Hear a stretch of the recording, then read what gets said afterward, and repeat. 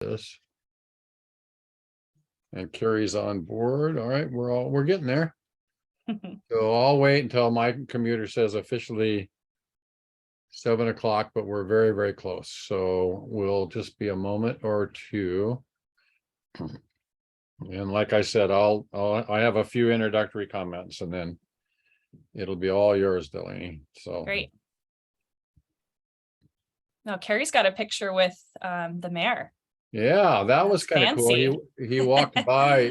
He walked by. That's actually me standing between her and the mayor in the back with that big grin on. And yeah, she went over and corralled him to get that Wow. picture. So that was pretty cool. I thought yeah, that's awesome. So very, very good. Okay, well, we're pretty close. So welcome everybody to the October meeting for the San Diego American chapter of the American Cetacean Society. And I'm glad that everybody's on board. We have an interesting presentation this evening, but I want to make a couple of announcements. I'm what do they call it? Switch batting. I'm switch hitting for some of our officers. I'm on the board, but Leanne is out of town and Jane has been called away at the last minute. So my name is Rick Matthews. Been with the organization for a really long time. So one of the things that we as a board want to know is that since COVID, we have successfully continued our speaker series in Zoom. And while there are lots of advantages to Zoom, because we get these phenomenal speakers from all over the world and San Diego, and we can watch them from the comfort of our home, we're curious whether folks are at all interested in coming back together at least a couple of times a year. So if you would like to cast your vote, we just ask you to put maybe something in the chat room that says something like in person, yes, in person, no, so that we can tally at least our group that we have here. So you should be able to find the chat in the Zoom. So we're just trying to figure out, the board members would love to see you. We feel like we'd like to come back together, but we're not quite sure how you, the most important people, are that are going to be listening to this. The second item that I want to mention to you is that this Saturday, October 15th, ACS and I'm going to put in the Coastkeepers will have booths at the celebration of Walter Monk Day. So there is a Walter Monk Day, Celebrate Our Oceans, and it's going to be held from 10 to 4 this Saturday, October 15th at La Jolla Shores. So you have free parking there, and the different organizations will be tabling on the grass. If you're interested in volunteering, Carrie's our volunteer. And so if you leave, again, a message in the chat room that you're interested in volunteering, Carrie or I will follow up on that. But if you aren't, that's fine. We just hope that you'll come by and join our groups and celebrate the legacy of Walter Monk.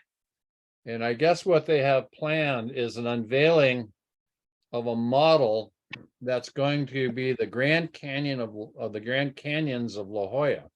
So this is a piece of art that's being sculpted in his honor, and it's going to be, I guess, have a permanent place at La Jolla Shores.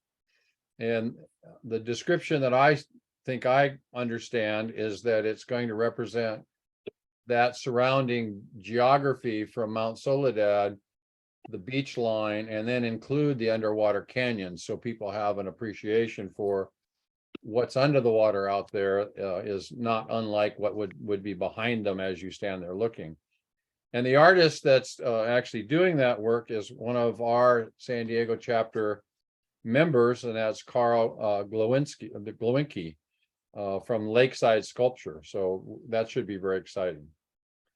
My third thing to mention to you is that we will, as an organization, be dark in November next month, because the national organization, the national ACS, will be holding their 18th international conference here in San Diego on November 5th and 6th. And I'm gonna jump ahead and share my screen with you so you can see this as I read this to you. And so this will be held at the Kona Kai. And so this is going to have a Friday all-day whale watch on the yacht America, if you're interested. And you don't have to register for the conference if you want to just go on the whale watching trip with the ACS folks. You're welcome to do that. Friday night will be an opening reception in which Robin Baird from the Cascadia Research Collective will be doing a slideshow with drone footage in whales and dolphins of Hawaii. And that is a no-host bar. You have to be registered for the conference for this one. Sorry, can't just stagger off of the whale watching boat and come without registering. But it'll be a no-host bar, and there'll be some really delicious appetizers. And then on Saturday, the actual conference starts, and it runs Saturday. A banquet, and it will be held Saturday night, and then the program will continue on Sunday. And so you can see here from my shared screen the speakers that we have lined up that are coming to San Diego, and it's a really exciting lineup. So if anybody is interested in registering for the whale watch or for the banquet or for the entire presentation, if you go to acsonline.org. So acsonline.org is our national organization /2022-conference will take you there, but the front page will also get you there. The fourth thing I want to mention to the group is that in December, we're very excited to have our own San Diego Dominic Bianchi. I always know him as Dolphin Don. So Dolphin Dom owns the Gone Whale Watching program, and he will be sharing some of his footage and drone video footage, and he just has some absolutely remarkable stuff captured mostly right off of San Diego. And he has some of his work being shown by the BBC, National Geographic, Apple TV, and some other places. Fifth thing, and the last announcement, is that if you're not a member, we invite you to join. It's not that expensive. It's easy to do. Our web address is acssandiego.org. So all one word, ACS-San Diego, all one word, .org. And then you can find the how to become a member inside of that. If you'd like to be put on our emailing list without joining, we'd like you to join. But if you'd like to be on our email list without joining, if you just put your email in the chat room, and you can do that to me personally with that little pull down menu just to send it to ACS San Diego, we will add you. We will add you to the email list. So that didn't take too long. All right. So it's my great pleasure to introduce our speaker, Delanie Medina, and she is the education manager for San Diego Coastkeeper. In addition to managing their education programs, she is the voice for San Diego, advocating for clean, drinkable, and swimmable water in San Diego. With over 10 years working in the field of environmental education as a science communicator, ocean naturalist, and informal educator, I can't think of a better person to inform us on this subject. So please join me in welcoming Delanie Medina, presenting clean water and the impacts of our action on land have to the vital and sensitive ecosystems along San Diego coastline. Take it away, Delanie. Looking forward to it. Thank you. That was a grand introduction, I will say. I should record that. In days I need an introduction to start the day, I'm just going to play that.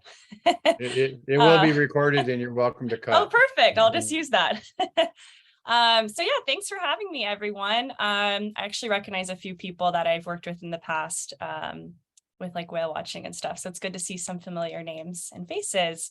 So I'll just go ahead and share my screen and we'll get started. Oh no, hold on 1 second.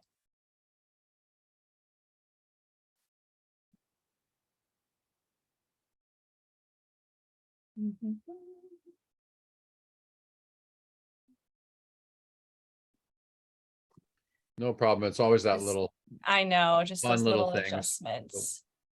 We're patient. Thank you. Okay.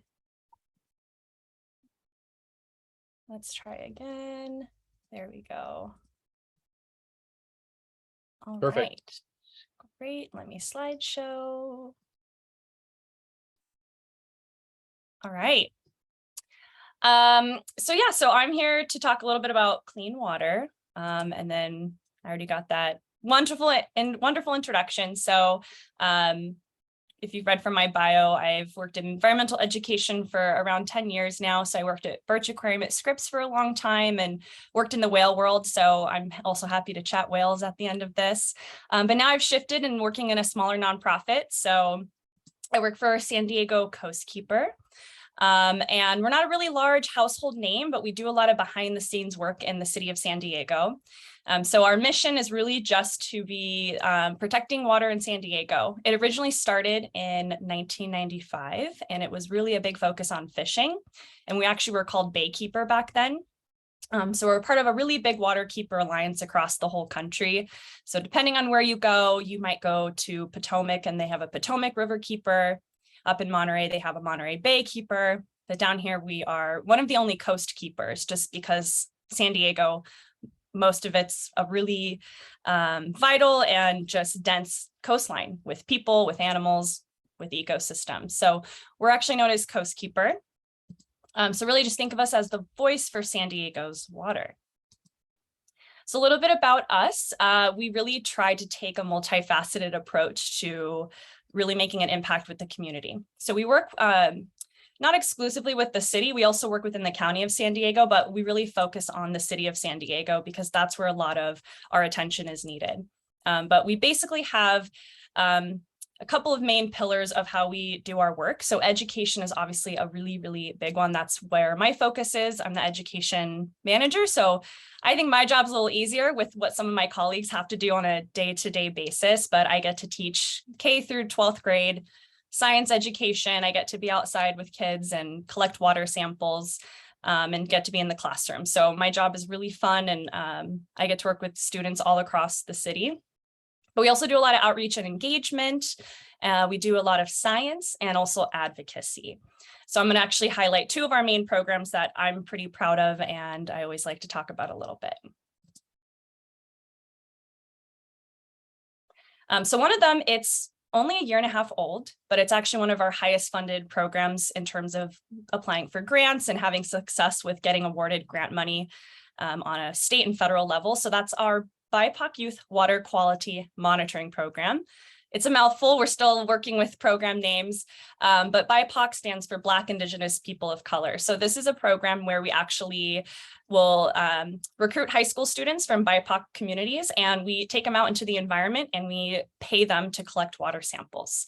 So it's really cool because a lot of times, really at any age, sometimes it's hard to volunteer your time and not get paid for it, especially when you're in high school and you might be from a community where you're the sole caregiver for your family at home, or you have to work a job while going to school. So we actually will pay Black and Brown youth to collect water samples that we actually use for lawsuits and litigation. And they're also gaining science skills at the same time. So it's a really cool opportunity for them to actually be with our science program director, which is Rachel Lopez, you can see in this photo here. We also take them on really cool San Diego excursions every other month. So they go tide pooling, kayaking. We need to add whale watching to that list. I have to let Rachel know, but they get to do a lot of cool things and get opportunities and get paid for it too. I wanted to highlight some of the areas that we do collect our water samples from with this program specifically. It's along the Chollas Creek, which is one of the most polluted creeks in San Diego. So you can kind of orient yourself with this map here, especially if you've gone whale watching next to Broadway Pier. So you can actually see that Chollas Creek runs and dumps right into San Diego Bay. So where all those little blue beakers are actually where we take our students to go sampling.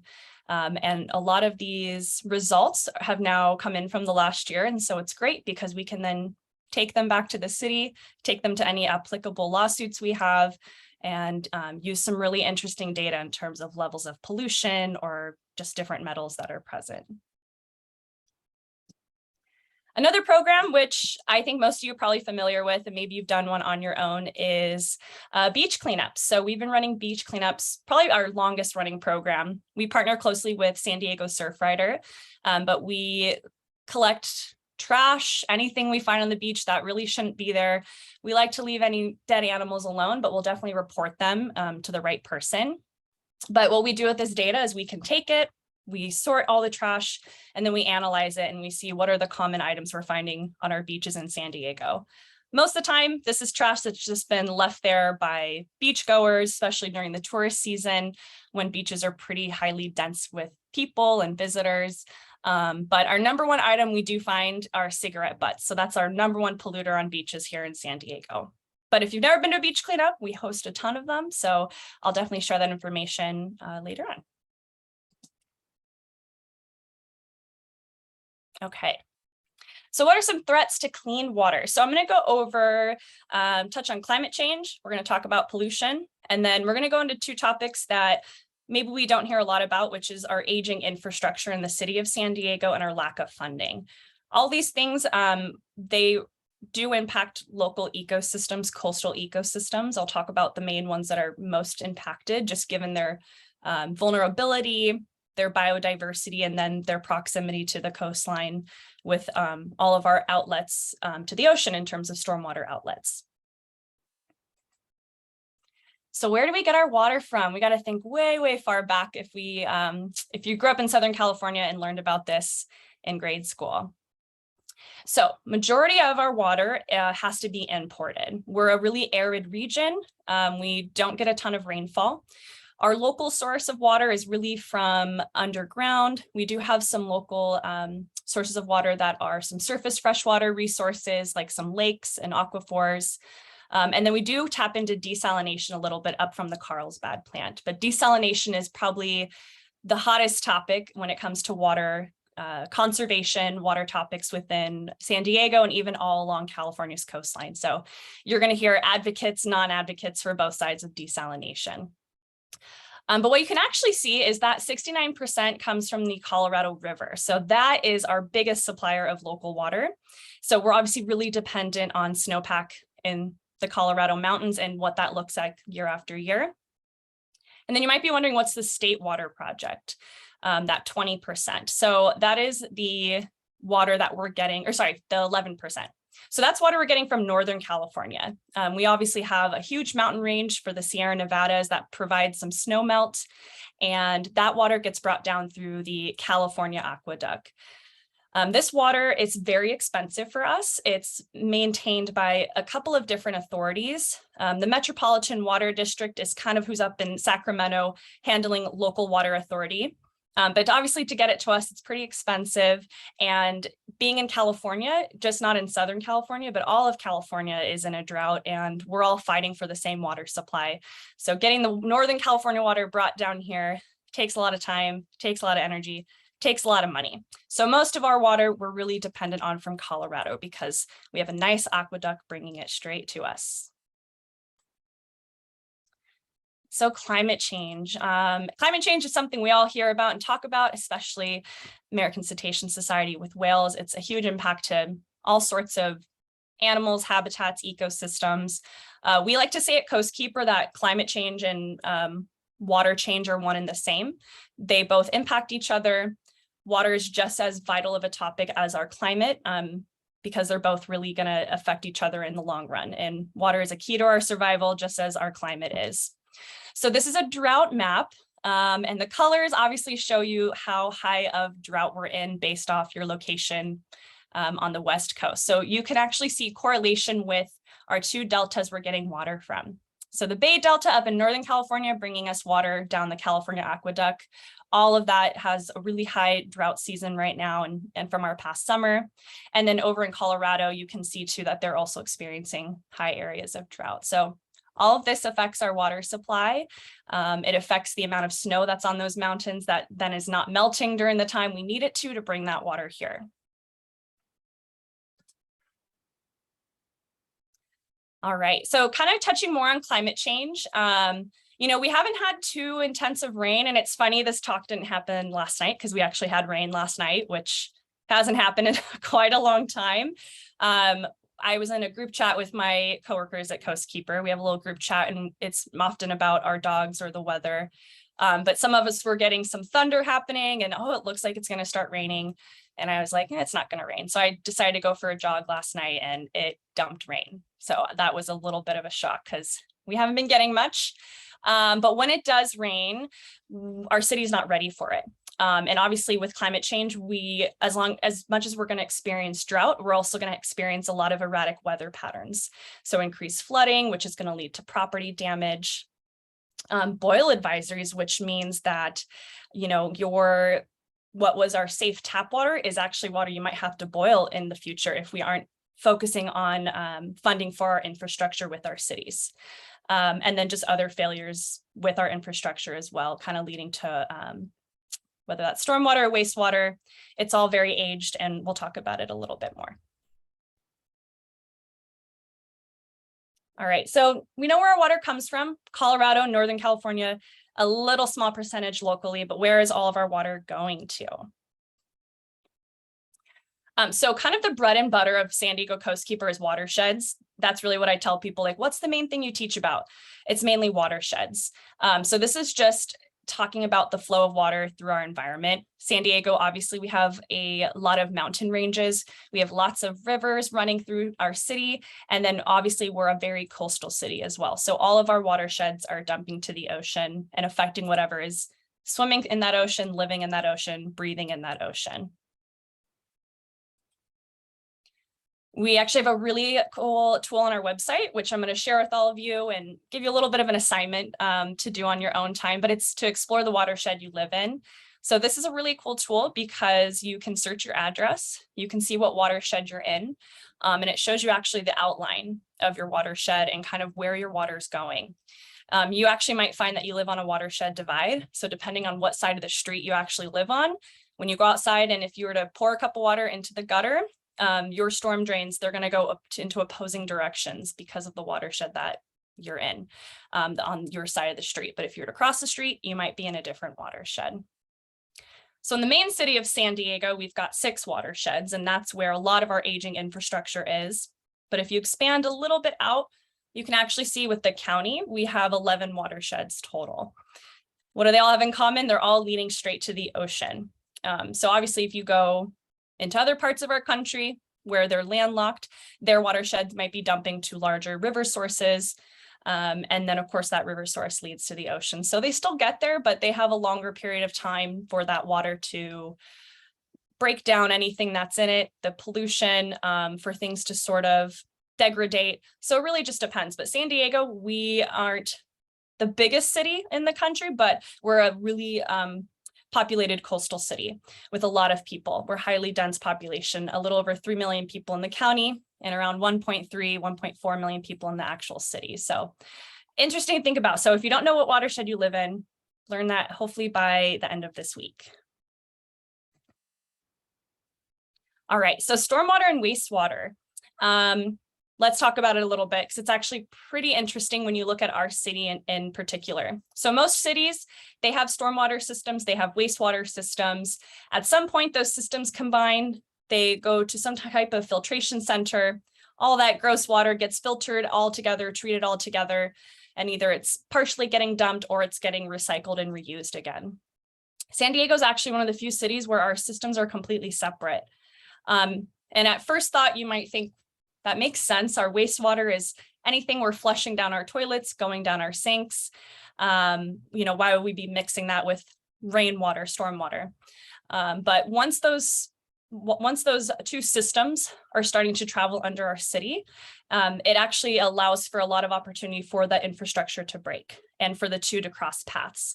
If they're not being treated the same, when they cross paths, if they're broken, it's really, really bad news for us. So that's when those boil advisories can come in. And that's when we have a lot of sewage spills that happen in the ocean, which we actually have happen pretty often here in San Diego.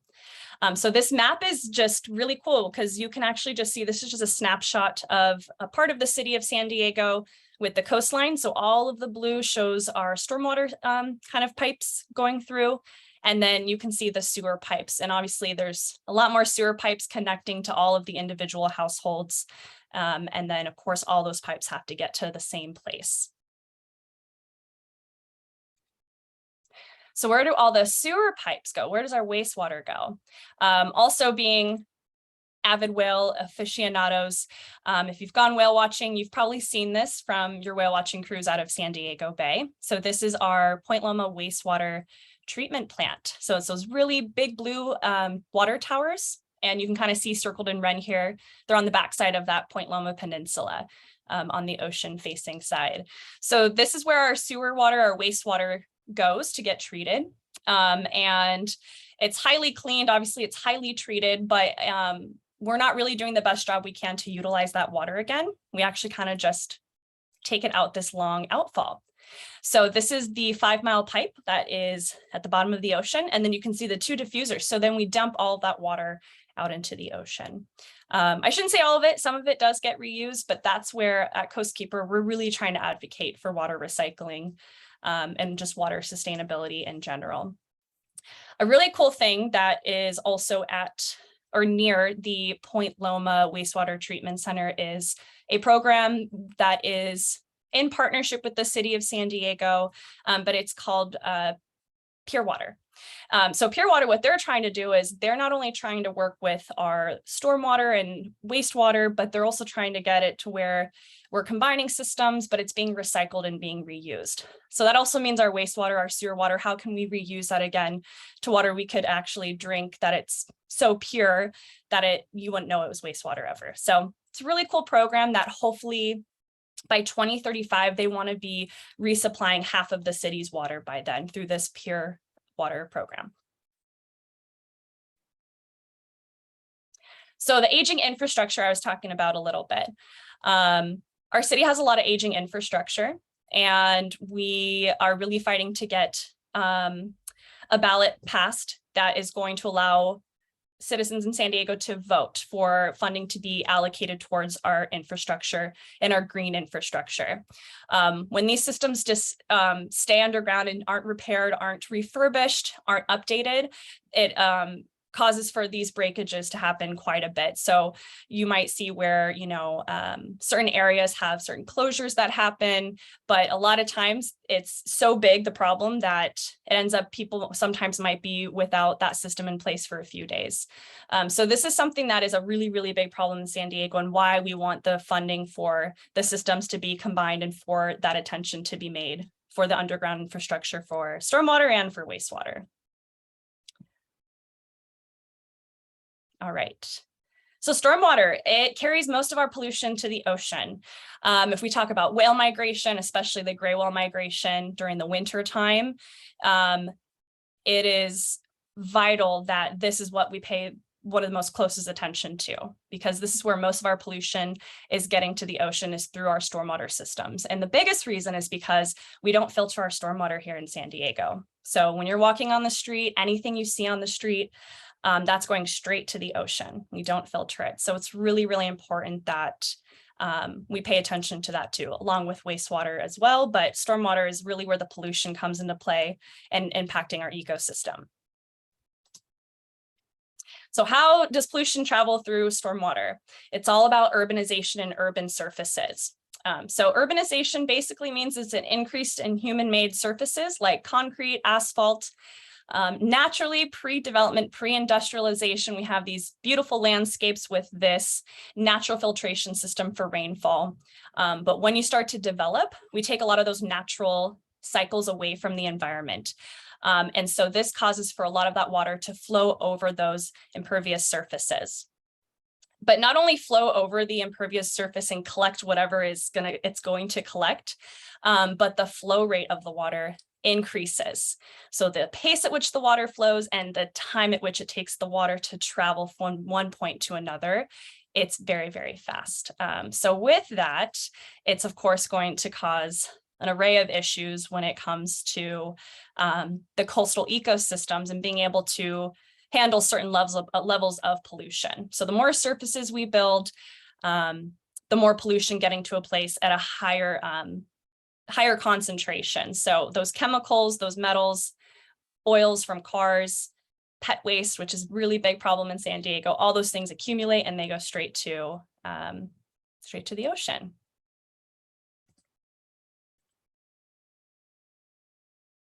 I did see a question. I'm going to hold that one. We can talk at the end. Okay. So stormwater in urban areas, they not only lead to high levels of pollution, but they cause a lot more erosion because of that flow rate.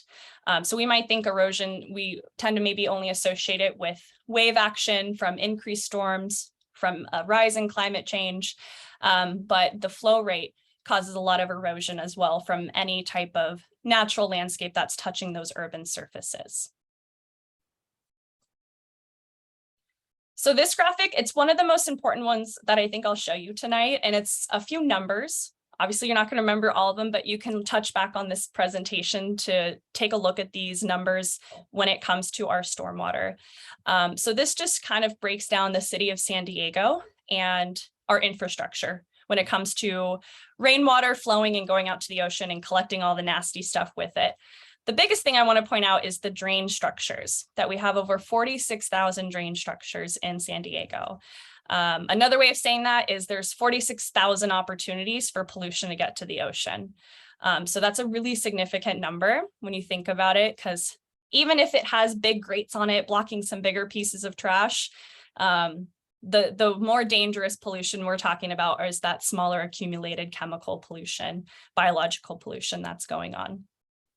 We obviously have street sweeping. So a positive, we get 92,000 miles of street sweeping annually, but not all cities get that, or sorry, not all neighborhoods get that in the city. Not all of the communities get that street sweeping.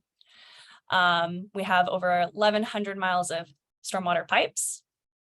And then 308 clean water and green infrastructure projects. So there are some positives happening in our community, which is really good, but obviously we want to see more of that green infrastructure.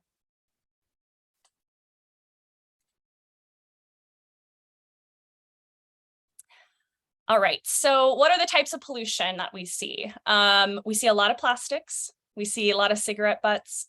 Car fluids is a big one. One of my core memories, core memories of being in San Diego and growing up in Southern California is after it rains, you kind of, that first rainfall of the year, you take a big kind of inhale and you smell the way the asphalt smells and you're like, oh, like that's the fresh rain smell.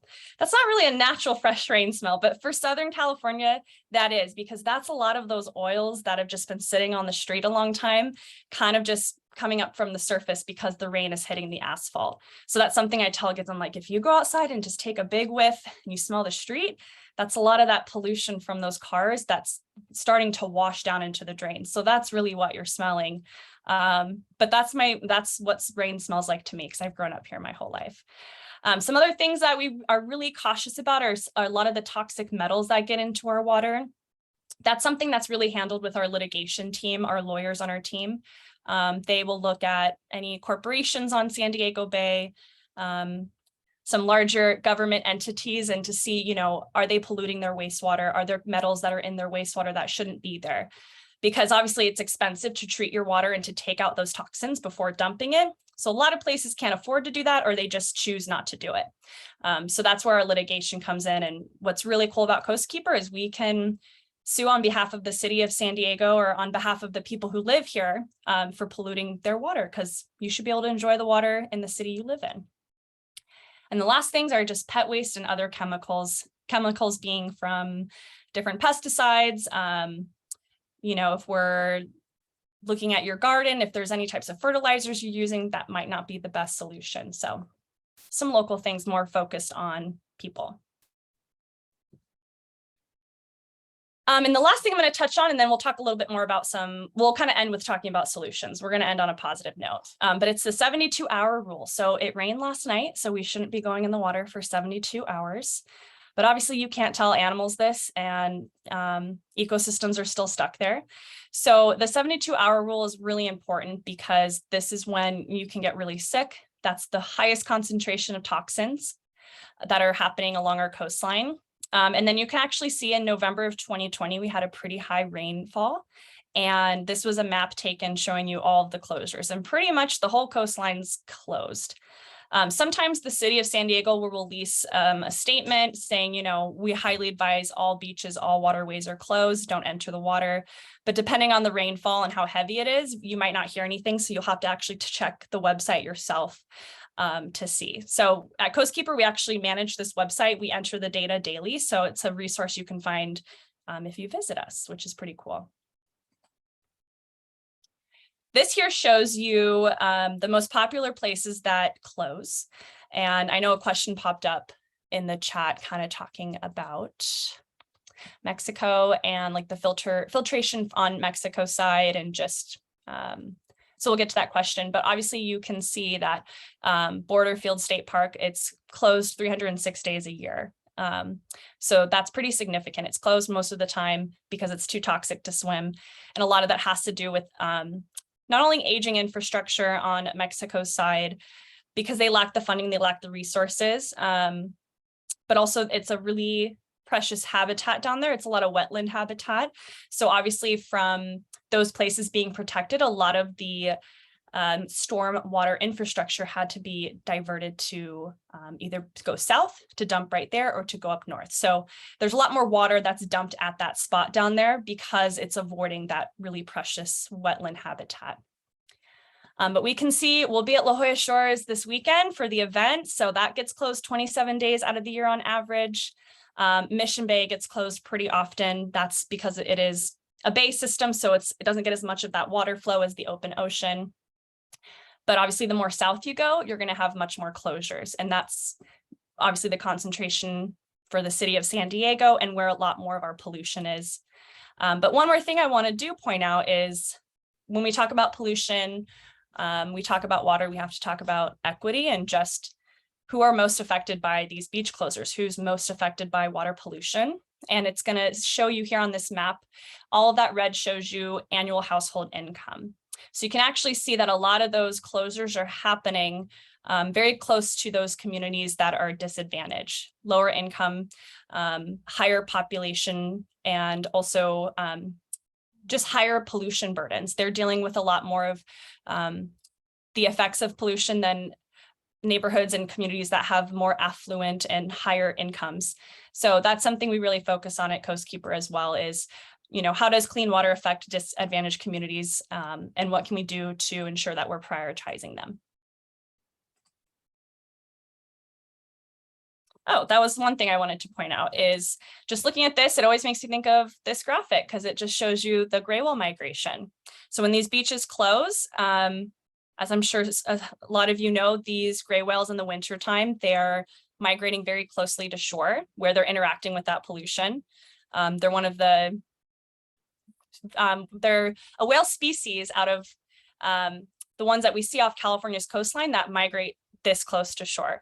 So, you know, those beach closures, that's in long term probably going to affect these animals when they're migrating, obviously with all the other ecosystems that we have. So I just wanted to throw that picture on there because it's pretty much the same as the migration, which is interesting. Okay.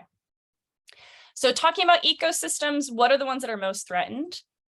Are tide pools, obviously. So tide pools don't have the same opportunities to be flushed out depending on the high tides and low tides and the time of year we're getting them. Kelp forest, and then wetlands. So obviously there's a lot of research going on just to understand the populations of animals in these ecosystems, but also how is pollution affecting them. There's a lot of various research projects that go on at Scripps Institution of Oceanography. You know, a couple of years ago, we saw the sea star wasting disease that could have been related to water temperature, but also to coastal pollution.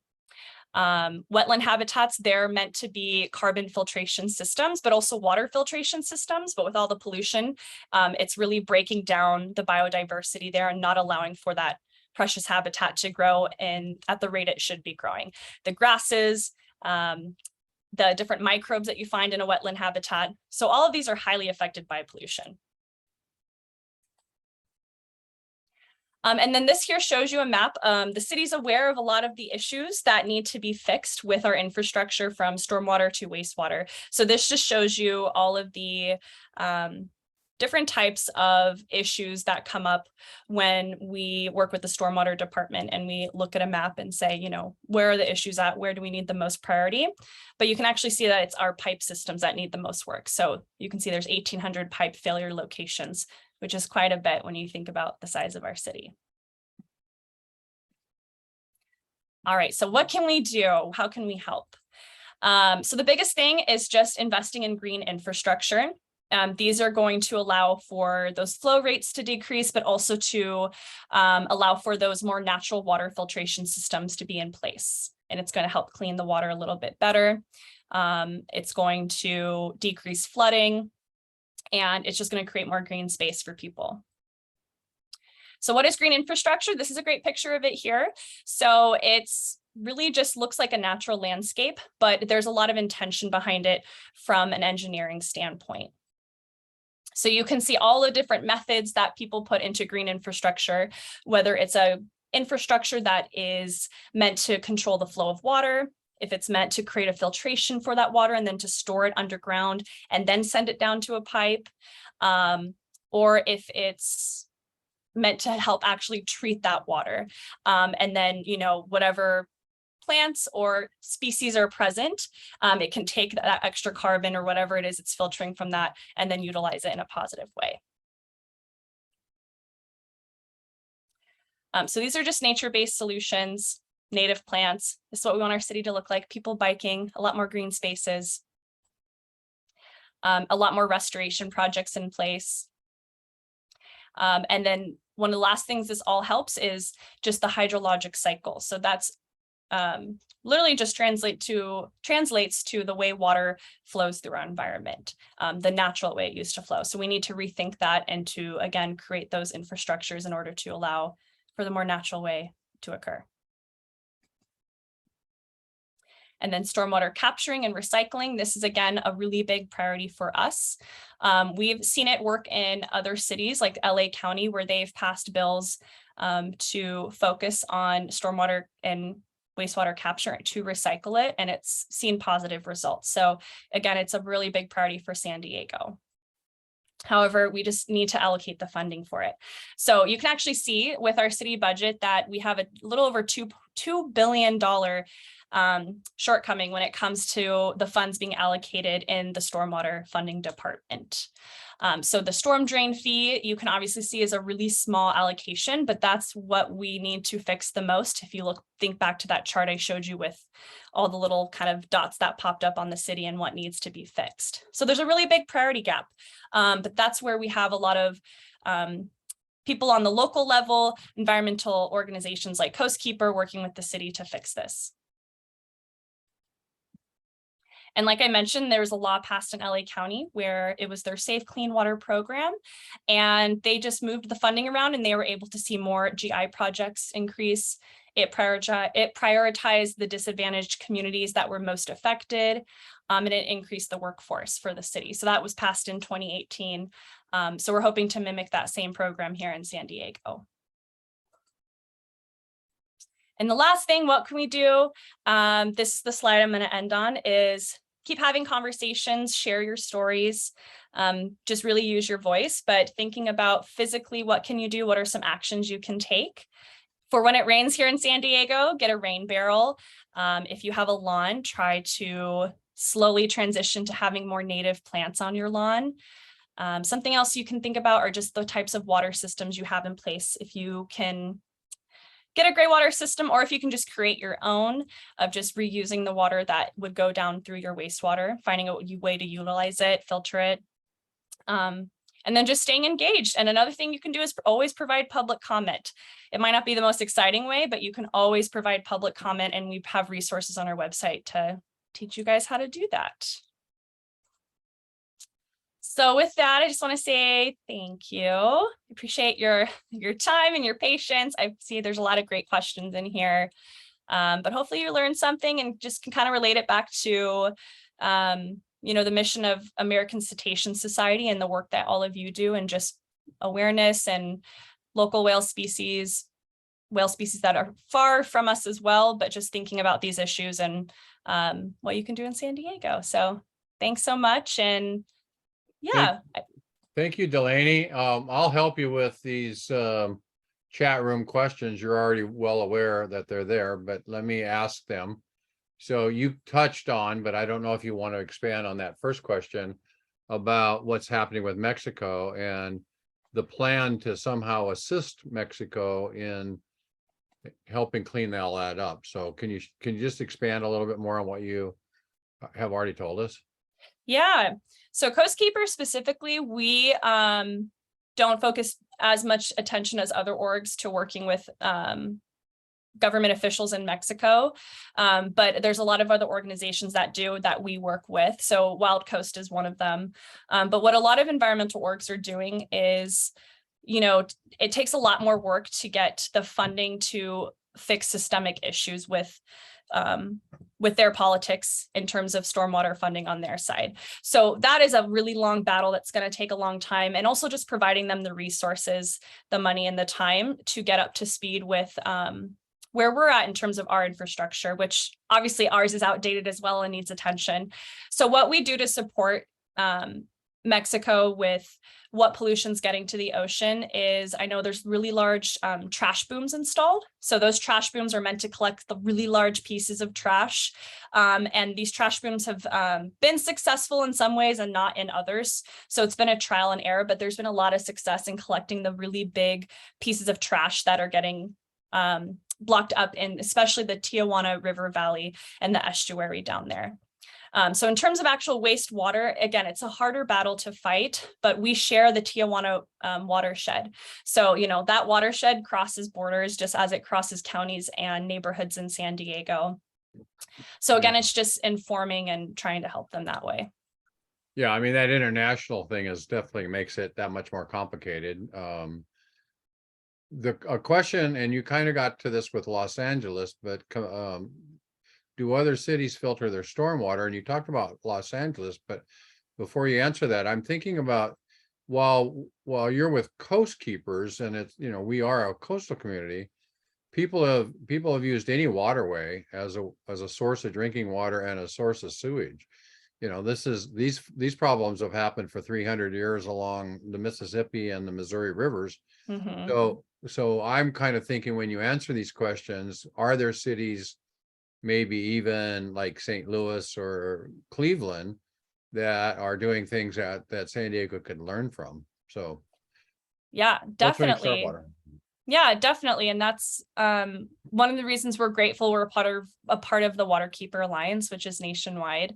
But there are other cities where most other cities, they are set up where their systems are, they combine at some point, whether those systems are combining closer to their outlet sources, or if they're combining at a farther distance, so they're still traveling separately. But yeah, it's something we need to learn from, because San Diego, as much as we are a very green and environmental city, that's something we're really lacking in, is our stormwater and our wastewater and the infrastructure. Because one of the scary things that happens is if those systems run side by side. So if one breaks, just the power and force of water can break the other system. So that's when you get a mixing, and that water hasn't been treated yet. So that's when we talk about boil advisories. And then, for all you know, that your water coming into your tap could have been, affected by a wastewater pipe that came up the line from you. So yeah, it's a priority for us, and it's something we want to try to emulate that other cities are already doing. Well, and it seems like from an employer perspective, I mean, you've got employees that one slide that you had, the guy had knee-high boots, but the water was over the top of his boots. And if that's if that's either storm water or sewage water, I mean, neither one of Yeah. those are going to be a healthy environment to be trying to fix. So, Yeah, that's it, definitely a PPE issue too. I mean, you could, In one. they almost need hard hat diving suits to go in there. Yeah, yeah, like from dirty jobs where there's the people who scuba Exactly. dive and fix sewage systems at the filtration plants. Yeah. Exactly. So one of our board members, George, is said back when the San Diego Coastkeeper was running a countywide sampling program, he himself had taken water samples off of Ocean Beach 72 hours after a storm, and the results of that were above maximum detection limits for micro. I mean, that almost seems unbelievable that you would be so polluted that you can't even measure above Yeah, those and that's levels. really So, good point that that he brought up, because just in the last year they've actually updated their detection limits so that they've expanded them because of just that example right there, where if they're going off the charts, we want to know what those numbers are. yeah. So they've put focus to now, we now have better testing in place, and that sampling program that I'm sure you're talking about, we used to do that up until I think 2017, 2018, and then the funding stopped for it. So that's one of the reasons we've kickstarted and kind of revitalized it into the BIPOC youth program, because we used to get funded to take those water samples. And it was, volunteer based. A lot of volunteers supported the program. So it's been re-envisioned now in the BIPOC youth program. So we're hoping to just continue to expand that, and especially now that we have new testing. Excellent. That's interesting. One of our other board members, Carrie, she mentions that LA got some federal funding, I think, to help with that restoration. So maybe we need to go look on some other bank account someplace. So yeah, LA River is probably like the most well-known river in all of California, just because of its history and activity. So so they obviously get a lot of that funding, but we need some love in San Diego, obviously. But ours would be to the infrastructure, but we also need restoration too for our waterways. So now that we got you warmed up and you're hitting some pretty good long balls, let's throw you a curveball here. George is saying, from locally sourced bacterial pollution, do you have any sense how much comes from urban runoff and how much comes from high flows through estuaries? And I don't know. It's a great question. And I don't even know if we could consider the last part of that to be natural, because there's probably nothing really natural about those estuaries, but ponder that one, Delanie. Go. Yeah, I mean, I can't answer for the estuaries. I know that a high level of our bacterial pollution, it does come from urban runoff. It's just especially given our city's proximity to the ocean. San Diego Bay is a prime example. We have this nice bay of sitting water where we can really see the concentration of pollutants that sit there. Coastkeeper is actually a part of a really interesting, and I don't know if this probably isn't answering your question, and I'm not going off topic because I don't know the answer. I'm admitting I don't know about estuaries, but there's a really interesting project Coastkeeper was a part of, where we actually created these cement blocks that are sitting at the bottom of San Diego Bay around what used to be a really old toxic outlet, like pre 1920s. And it's sitting, keeping pollution down in that sediment. So if we were to release those cement blocks that were placed there in I think it was the 1970s, a ton of pollution it would just be bad news. And so that was from runoff, not so much urban runoff because it happened a long time ago, but that was from literally humans dumping pollution right in the bay. So that same level of pollution still happening, but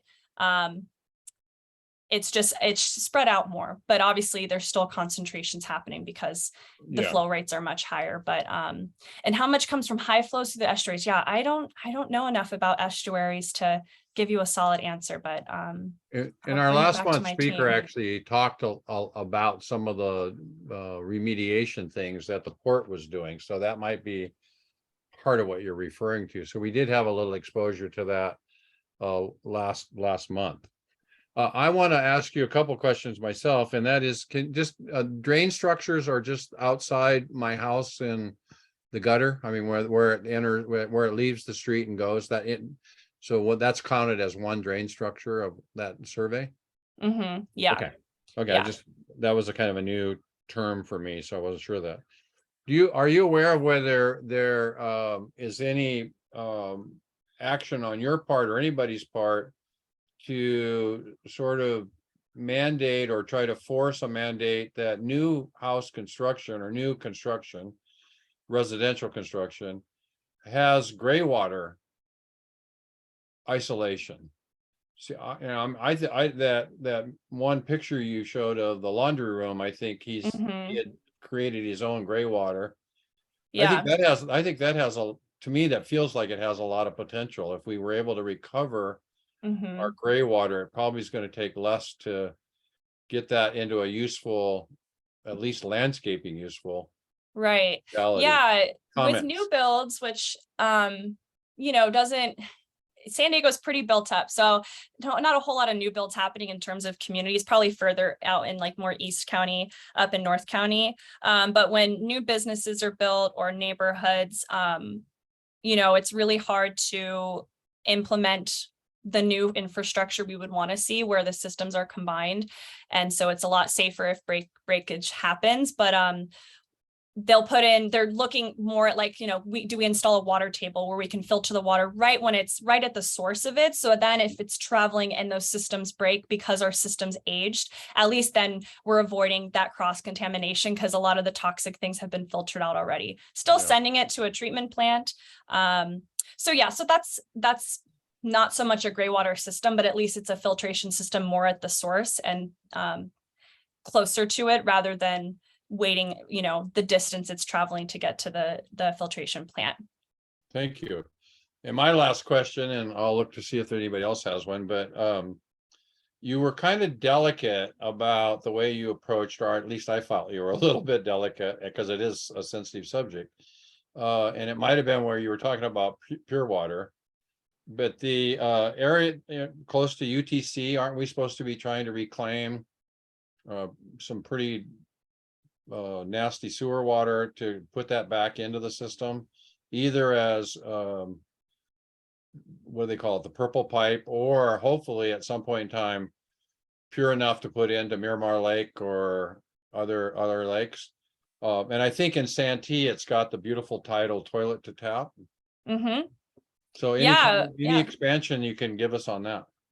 We wanted to provide the phrase, which, excuse my language, but no one's PG here, but we wanted to provide from ass to glass, because that's just like the purest form of what we're trying to get at, which is you can take wastewater and you can filter it and purify it so much so that you have to add those minerals and back into it to make it drinkable again. But yeah, those systems are in place, like you were mentioning with Santee Lakes, or I don't have a lot of info with the UTC project, but there are smaller programs in place that are testing it, but we want to hopefully see it be more of like a citywide initiative by 2035 is when Pure Water wants to be providing half of the city's water. So by then, a lot of that's going to be that recycled water.